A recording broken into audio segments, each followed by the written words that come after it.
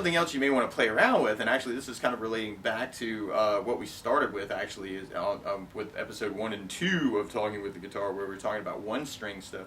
You could take octave shapes. I had a friend of mine actually at summer camp one year who played guitar this way exclusively, which was very cool.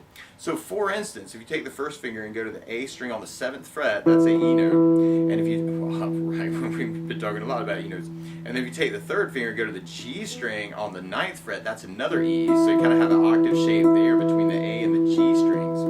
And if you kind of get your first finger at a good angle, you can almost kind of mute out the D string so you just don't hear it. So kind of you can work the A string to the G string on the from the 7 to the 9. And if you strum across all the strings, kind of muting just the A string, you end up with kind of like this big E5 drone coolness. And one of my favorite strum patterns, actually, and most, I guess if you're watching this video, you might already know this, but is down, down, up, up, down, up. So we took down, down, up, down, up, and just kind of tried that on that octave shape. That can be a very, very cool sound. It's just a lot of E's and B's.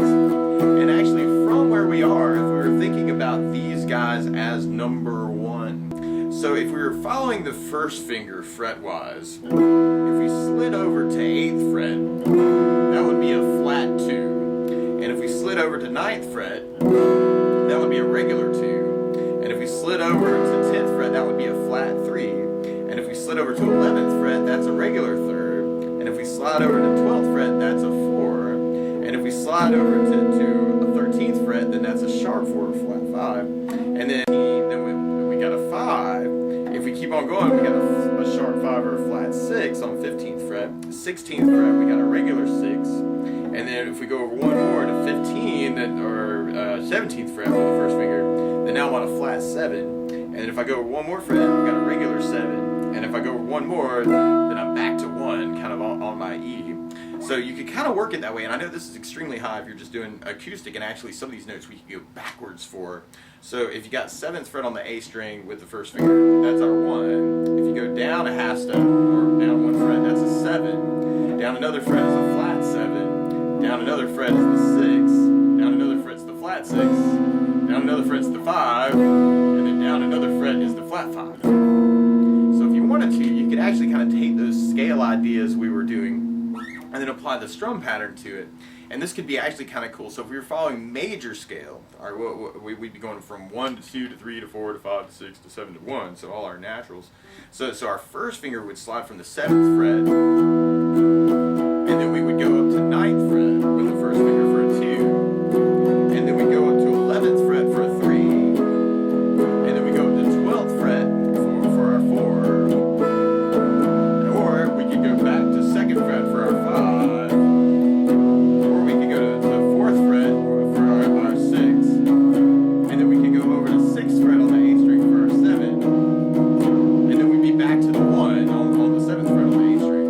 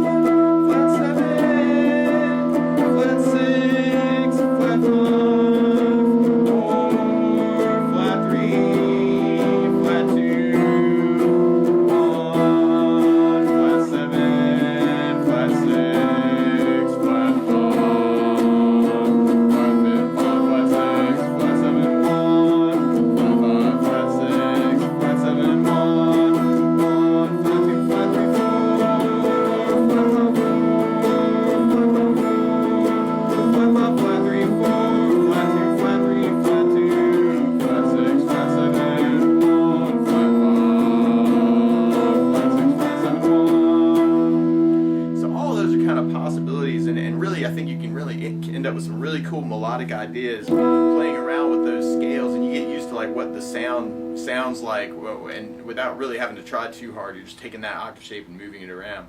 So this has been a really cool, actually, lesson, kind of going over octave shapes and working all those E octaves and kind of moving those shapes around by scale. And then that way you can kind of experiment with different melodic ideas. And if you've got a melody idea in your head, actually it gives you a way to kind of express that or try and find it or experiment until you find what melody notes you're kind of thinking about intervallically with the scale. So good luck!